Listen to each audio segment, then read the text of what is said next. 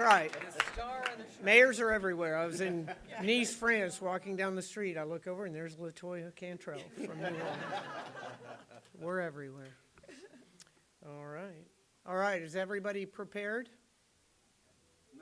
No? No, okay. Well, here we go anyway. All right, Mayor Jane Castor, mayor of the greatest city in the world, Tampa, Florida. We can have a little bit of argument from my friends, but this is our weekend. We are beyond excited to host the 93rd annual meeting of the U.S. Conference of Mayors.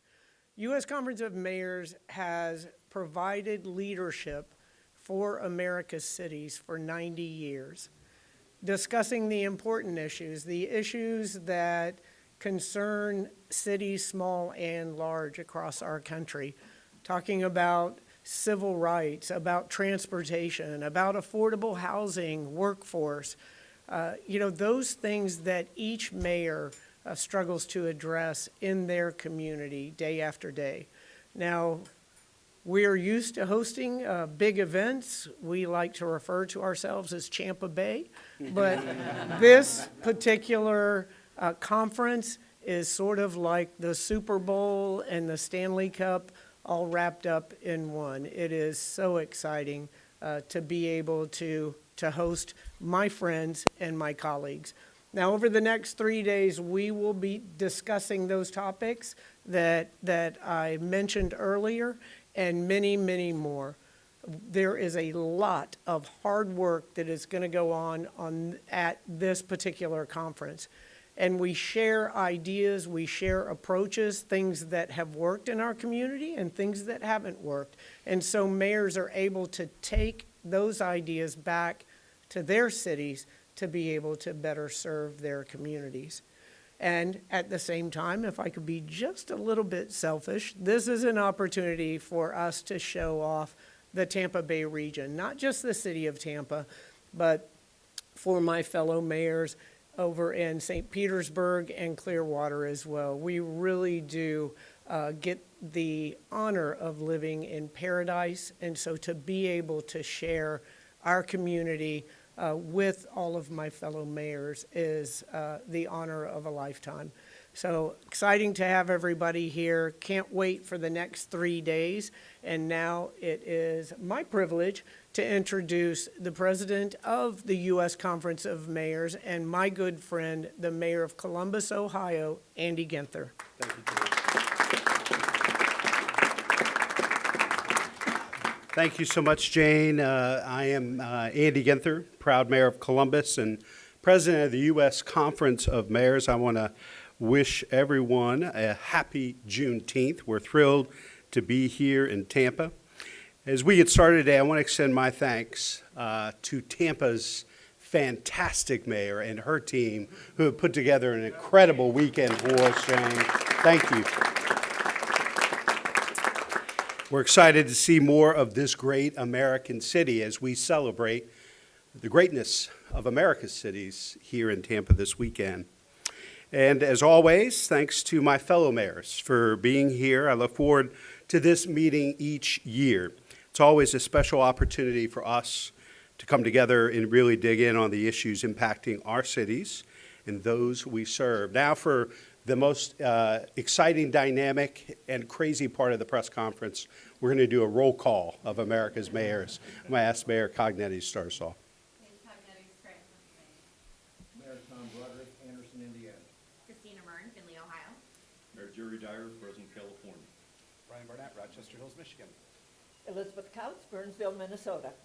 Jane Castor, Tampa, Florida. Aquanetta Warren, Fontana, California. Tito Brown, Mayor of Youngstown, Ohio. Mayor Tommy Hawaii. Jim Ross, Arlington, Texas. Matt Turk, alcalde de Allentown, Pennsylvania. Brett Smiley, Providence, Rhode Island. Daniel Rickman, Columbia, South Carolina, the home of the Fighting Gamecocks. Mayor Bruce Rector, Clearwater, Florida. John Mitchell, Mayor of New Bedford, Massachusetts. Betty Resch, Mayor of Lake Worth Beach, Florida. Mayor Woody Brown, Largo, Florida. Tito Brown, Youngstown, Ohio. David Holt, Oklahoma City. Todd Gloria, San Diego, California. Howard Weinberg, Aventura, Florida. Tim Bussey, Bloomington, Minnesota. Jim Hovland, Edina, Minnesota. Mark Friedman, Mesa, Arizona. Dennis Clough, Westlake, Ohio. Latoya Cantrell, New Orleans, Louisiana. Mayor Joy Cooper from the city of Hallandale Beach, Florida. Good morning, Lyrian Gaylor Baird from Lincoln, Nebraska. Mayor Brian Waller, Piscataway, New Jersey. Is that everybody? I think so. Well, that was much more orderly than that. In times of progress and in times of trial, you can count on America's mayors, Republicans, Democrats, and independents, to put politics aside as we come together to learn from one another, to collaborate on behalf of our people and our cities, to find solutions to the most challenging problems facing our country. Thanks to this approach, over the past year, we've made important progress on multiple issues important to America's cities.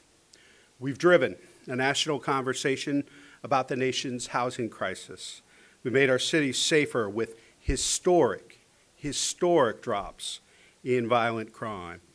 We've continued our progress in building a modern infrastructure for America today and tomorrow. The theme of this year's meeting is a celebration of cities. And at the heart of that sentiment is the fact that America's cities continue to be the engines of U.S. economic growth. In fact, a new report we're releasing this week on metro economies finds that cities account for 90.8% of the nation's GDP, 89.5% of personal income, 92.1% of wages and salaries, and 88.2% of employment. The bottom line, when America's cities succeed, America succeeds. My priority during my time as president has been our work to increase the availability of affordable housing across the country. Together, we've advocated for a host of reforms at the federal level to address this crisis. We've also collaborated on innovative solutions at the local level, allocating funds and revising ordinances, land use policies, and zoning codes to make housing more affordable. I'm proud of our progress together, and we're encouraged by the conversations we have had with members of Congress, but we all know much work remains if we're going to ensure every American has safe, suitable housing for themselves and their families. Evidence of that remaining work is made clear in the results of a recent housing survey of mayors that Mayor Gloria will talk more about in just a moment. And once the federal budget process is behind us, we will forge ahead with our fight for housing legislation. I'm also proud of the work the conference has done this year, advocating for fair trade, urging the Trump administrations to prioritize economic policies that support consumers, families, and businesses. In March, the conference hosted an unprecedented trilateral summit in Washington, D.C., with local leaders from Canada and Mexico, where we voiced our growing concerns about the economic impact new tariffs will have on local communities, small business owners, and consumers in our cities. And we continue to collaborate with our colleagues as a delegation of U.S. mayors just went to Ottawa to participate in the Federation of Canadian Municipalities annual conference, and we're welcoming them here this week, the Mayor of Windsor, Ontario, Drew Dilkins, and the Mayor of the City of St. John, New Brunswick.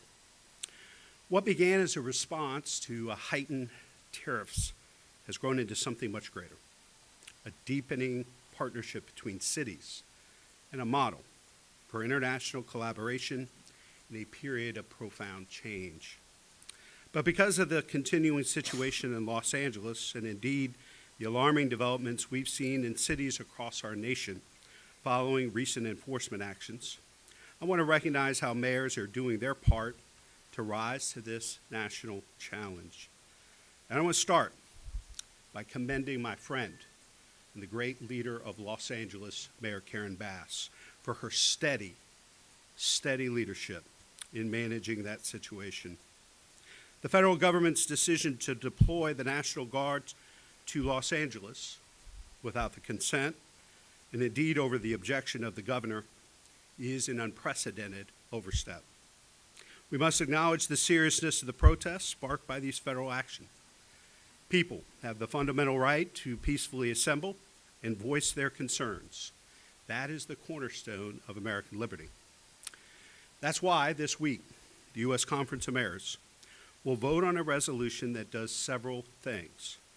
It delineates the appropriate roles of local and federal officials in protest response. It calls on ICE to focus its deportation actions on convicted, serious criminals, and not on undocumented, hardworking individuals who have families, pay taxes, and contribute to their local communities. And it urges federal officials to notify local authorities in advance of any planned ICE action and to conduct those actions in as orderly and unprovocative way possible. This resolution we will consider this week is not just a statement, it's a reaffirmation of the principles of local control, public safety, and human dignity that define our cities. It is a critical step towards ensuring the federal actions respect our communities, prioritize genuine threats, and uphold the fundamental rights of our residents.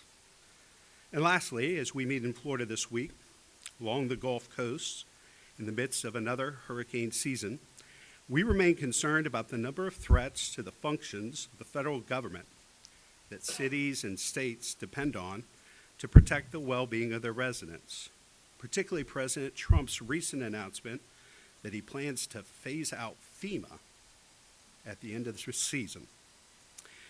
When a Category 4 hurricane makes landfall, when tornadoes rip up our heartland, when wildfires engulf our towns, or when soaring temperatures strain our power grids, it is FEMA that brings the critical coordination, the federal resources, and the direct assistance that our residents desperately need to survive and rebuild. To weaken the partnership now is to imperil the lives and livelihoods of millions of Americans. That's why the U.S. Conference of Mayors this week will establish a new task force on intergovernmental emergency management. Led by Mayor Castor, this task force will work to elevate local voices in federal policy, strengthen federal-local coordination, and champion increased federal investment in pre-disaster mitigation efforts. As I finish up, let me say this. Some years, as a country, when we gather for this annual meeting, the wind is at our backs. And others, it feels more like we're sailing into a gale. But despite the challenges, despite the political storms brewing in Washington, America's mayors remain focused on what truly matters, making progress for our cities and improving the lives of our residents. We're not defined by the turbulence around us, but by our unwavering commitment to our communities. So as we come together this week, mayors will once again put aside politics. We'll roll up our sleeves and work hard to find ways to collaborate across city lines, state lines, and even reach out to our federal partners. They're willing to meet us where the real work happens because the common good of our constituents demands it. Now it's my pleasure to introduce our Vice President, David Holt of Oklahoma City, who will be leading our conference forward from Sunday morning. Mayor Holt.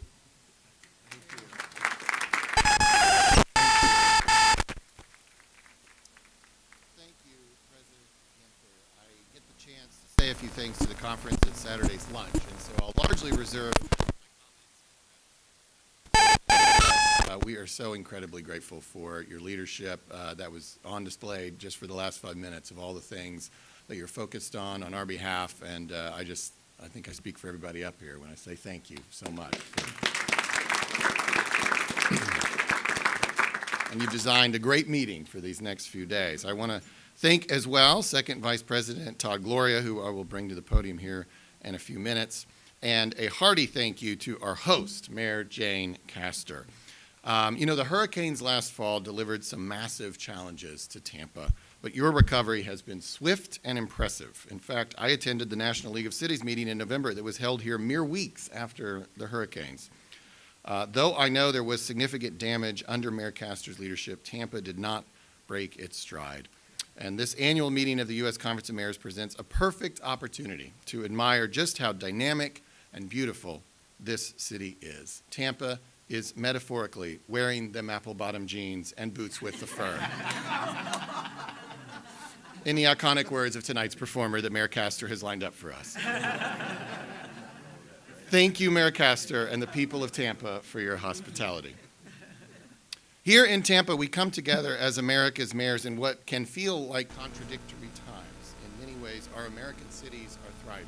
They have been for years. Everyone's story is crime and employment are down across America's cities, and we are thriving as America's chief economic and cultural engines. On the other hand, there is uncertainty. Federal financial support we have relied upon has become unpredictable. Processes and customs we have known are being rewritten, and respect for local control is sporadic. So I've certainly thought a lot about what it all means. But when you're in the eye of the hurricane, it's maybe not the best time for analysis. It takes time and distance for that.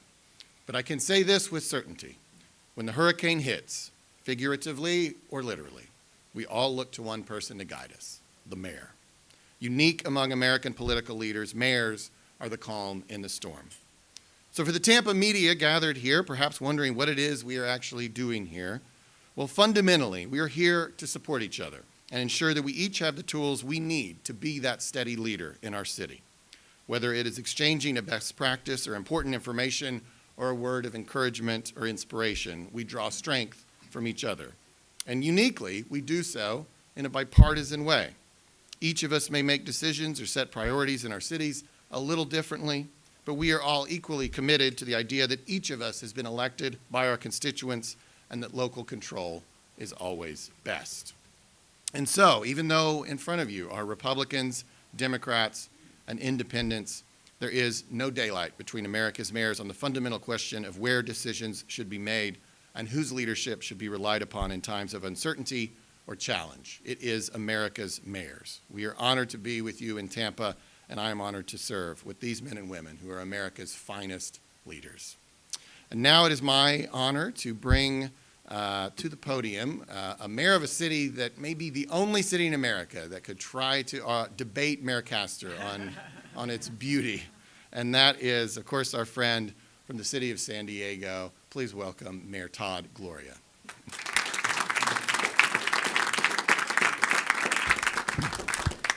Thank you, Mayor Holt. He is a hard act to follow. If I only had thought to pack a Flow Rider reference, I'd feel better about my comments I'm about to give. But to Mayor Ginther and Mayor Holt, thank you for your comments. It's great to be here with my fellow mayors from all across the United States. Happy to see my colleague from Riverside, California, Patricia Lock-Dawson, has joined us. It's great to have some more of the Golden State here in Florida.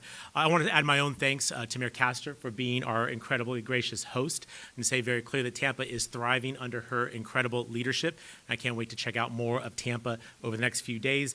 I would just say as a San Diegan, though, can you turn down the humidity? This is, the Californians are melting. We'll get through it. I'm here to follow up a bit on what Mayor Ginther, President Ginther, mentioned just a moment ago during his comments. It's about an issue that impacts every city across our country, regardless of its size, demographics, or economy. I'm talking about America's housing affordability crisis. As Mayor Ginther noted, addressing this crisis has been a key tenet of his leadership of this great conference. And under his presidency, America's mayors have not just talked about the housing crisis, but we've demanded action to fix this most urgent of American problems. Together, America's mayors have been and will continue to be a powerful voice for federal action and reform.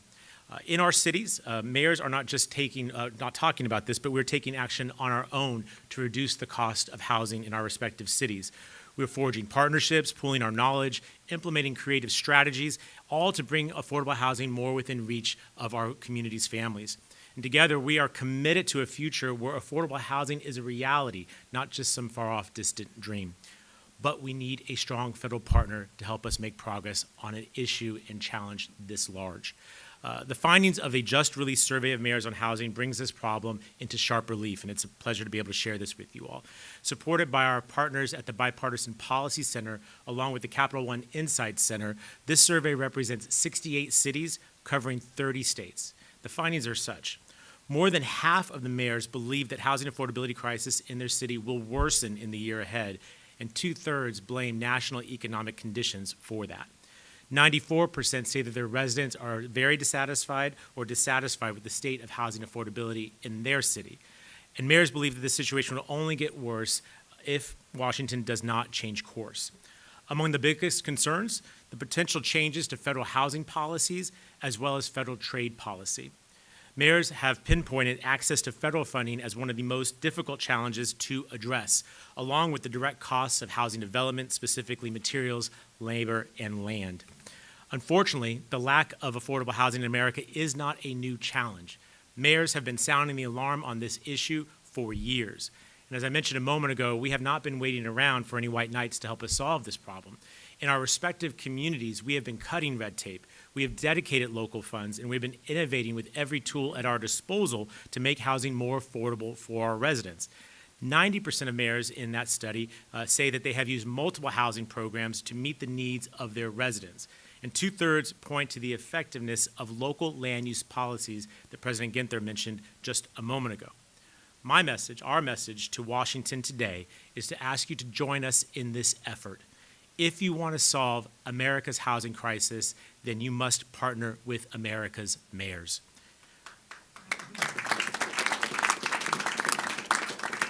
Building more housing stabilizes families, and it helps us to address some of the biggest challenges facing the United States, specifically homelessness, job creation, reducing the cost of living, our climate crisis, and healthcare and education all are intimately intertwined with housing. And this is absolutely not the time for the federal government to pull back or to divest itself from its housing programs. Quite the contrary. In fact, this is the moment to double down, to lean in, and to make sure that we have more investments going to support every community across this great nation of ours. Our success and the well-being of our citizens depend on the shared responsibility and sustained interest of our federal partners. We need federal partners to stand up. We need Washington to do its part to help reduce the cost of housing. Because when cities succeed, America succeeds. And for our cities to succeed, we must build more housing, period. So, President Ginther, thank you for your extreme leadership on this and making sure that everyone knows this is such a key problem. And I appreciate your helping to tackle it. And it's an honor to be able to share some of those findings from that study with everyone today. Thank you.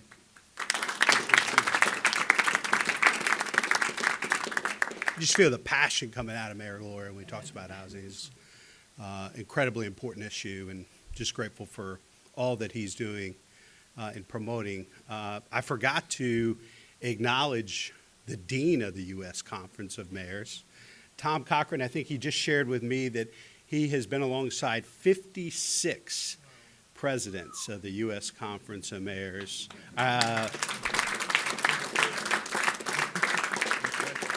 And I won't put any pressure on you to tell you who your favorite was. You know? He's good. He's good. That's how you make it 56 years, right?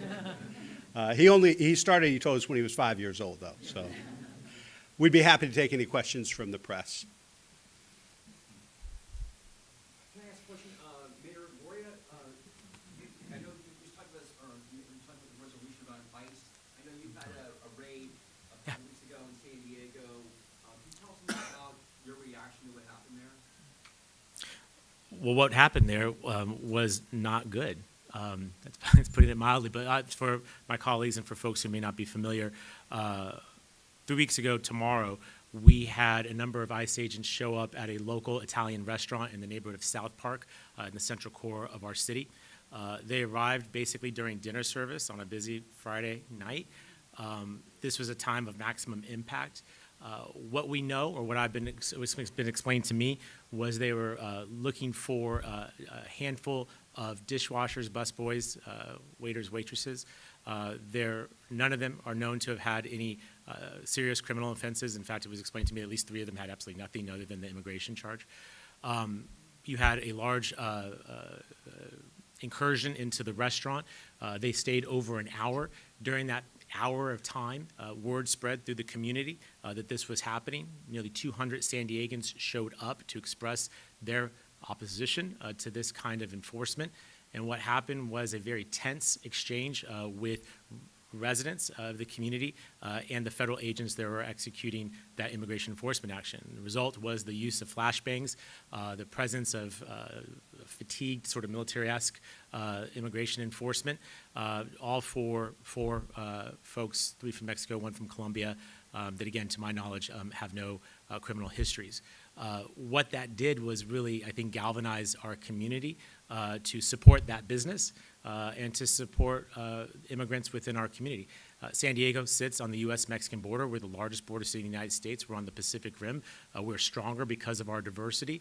But that situation is not good, as I mentioned a moment ago, beyond the conflict it created, but because of the coordination or lack thereof, my officers were called to respond to that situation. The radio calls were for hundreds of people in the streets that were protesting and blocking traffic, the presence of armed people at a local restaurant. That kind of information, that lack of coordination, that lack of deconflicting puts everyone at risk, including the federal agents that were doing their jobs that day. So I had a long conversation with HSI to explain my concerns and to suggest that there's probably a better way to do this than to do it during a busy weekend dinner service at a popular restaurant where a lot of community members came out to express their displeasure. I will say, fast forward 2 weeks later, last weekend, we had 60,000 people protest in the No Kings March in my city. I'm pleased to tell you there was not one arrest. There was not an incident of vandalism. There was no violence at all. People peacefully expressing their displeasure with the policies of the administration. Couldn't make me prouder of my town that they can show up, behave responsibly, and make the point and then go home. All this is to say, and I appreciate my colleagues' indulgence, often when I watch media, particularly cable news, I hear representations of what border cities look like. As the biggest border city in the United States, I'm pleased to also be one of the safest cities in the United States. And so the opportunity to correct the record and explain very clearly that you can be a border city, that you can be a welcoming city, you can have a large immigrant population, and your city is not only going to be safe, but it's going to be thriving, and you're going to have a healthy group of folks who understand their constitutional rights and will exercise them when they want to in a legal fashion. Sorry if that's a bit long-winded, but it was obviously just the tip of the iceberg. Obviously, what we've seen subsequently in other cities across America is very disturbing. That's why the resolution is advancing at this conference. Thank you.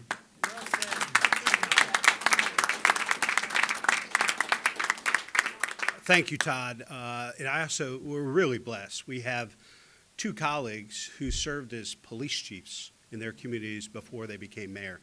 Think about that transition in the last 10 or 20 years. That just shows you what incredible leaders they are.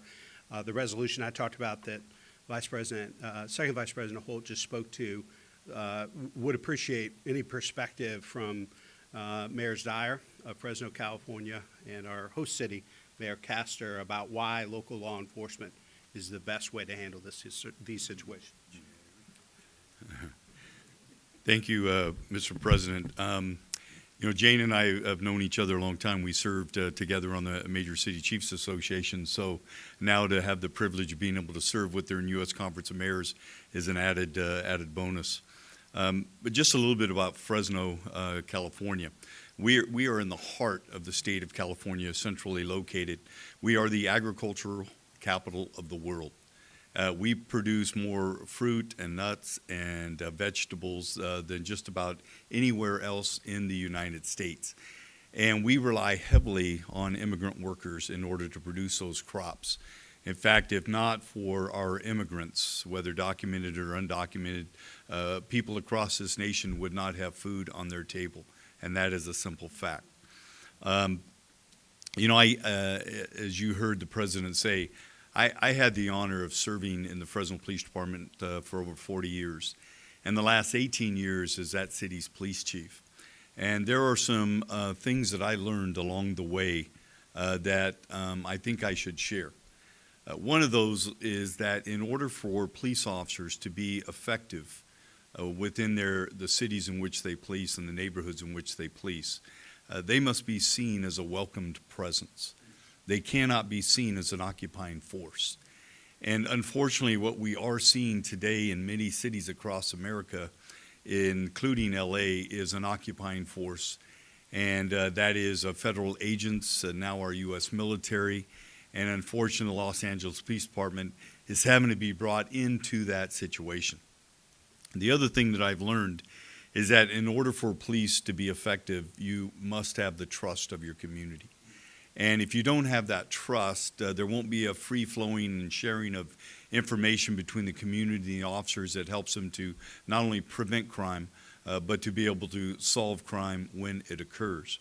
And what I am seeing today in America, unfortunately, is an erosion of that trust of law enforcement. And it's largely because of what's happening, not the fact that we're having immigration enforcement, but how immigration enforcement is occurring in cities. And although I think there's a time and place for people to come in and wear tactical gear and riot type uniforms, that cannot be the day-to-day attire for law enforcement, whether it's local or federal. And so I do think that our friends over at HSI and ICE need to modify how they approach immigration enforcement in our cities.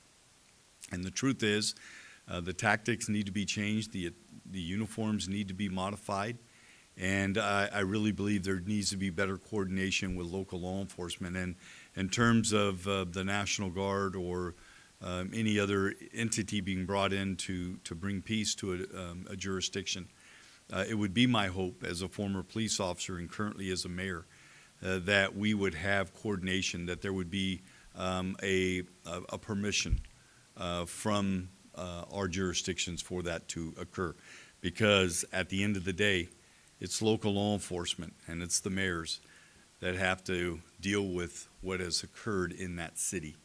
And so I just say that, and as I look around our country today and I see the civil unrest and the division and the protests and the riots and the looting and the violent crime as a result of how immigration enforcement's occurring, it's very sad. And I hope we can pause and take a breath in the United States and revisit how we're doing things today.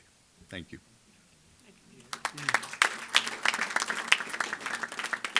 And I can echo some of the comments of my good friend Jerry Dyer, having been a police officer here in the city of Tampa for 31 years and being the chief for 6, and now being in this position of mayor for 6 years as well. And Tampa, too, as Mayor Gloria pointed out, is one of the safest cities our size in the United States. And that doesn't happen by accident. That happens through a collaboration between law enforcement and the community, the residents, the businesses, the visitors. And that collaboration is built on a necessary foundation of trust. And what happens when that trust is eroded is that crime goes up, specifically violent crime, because those immigrant populations become the victims of robberies, and they're not comfortable reporting that. They're not comfortable reporting the fraud because they don't trust law enforcement. And that is the fundamental reason that local law enforcement should not be engaged in immigration enforcement. I'm sure that everyone up here has attended swearing-in ceremonies where individuals become American citizens. And I can tell you that those events are incredibly moving to see individuals who have worked so hard to become a part of this country and to realize the freedoms that we take for granted each and every day. And I can say that from my experience, the individuals that I talk to that work to become American citizens, that time frame is a decade or more on average. So instead of looking, first of all, creating a problem that needs to be solved is a mistake. If we are looking for individuals who are committing crime in our communities, and everyone can agree that we do not want criminals in our communities, in our neighborhoods. But if you go looking for immigrants as the cause of that crime, that is a fool's path, because immigrants are coming to this country by and large to realize the American dream. And everyone in this room has descended from immigrants, maybe a couple of exceptions, but the vast majority have. So instead of focusing our energy, collective energy, on immigration enforcement, let's focus that energy on fixing a system that is broken.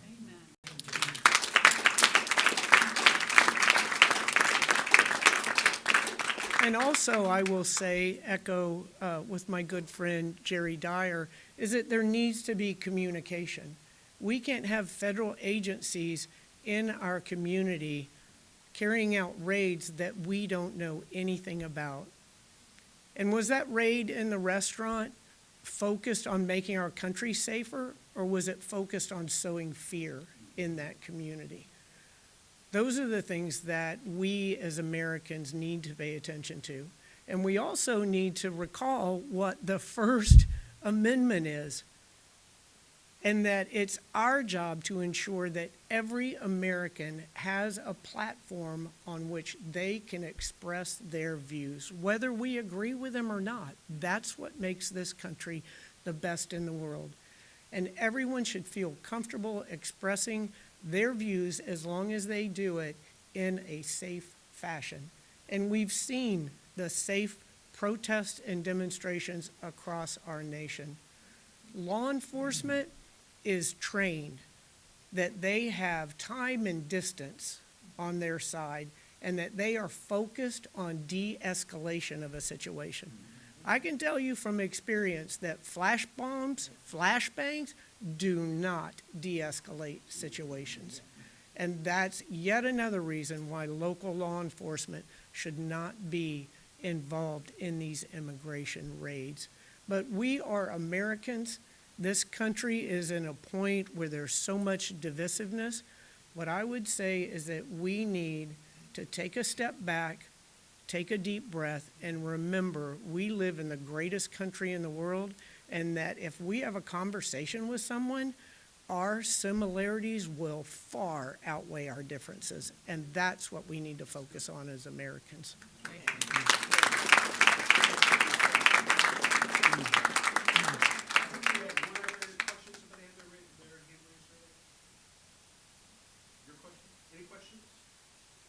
Last mayor, just stick around for any one-on-ones or follow-up. Thanks, Good everybody. deal.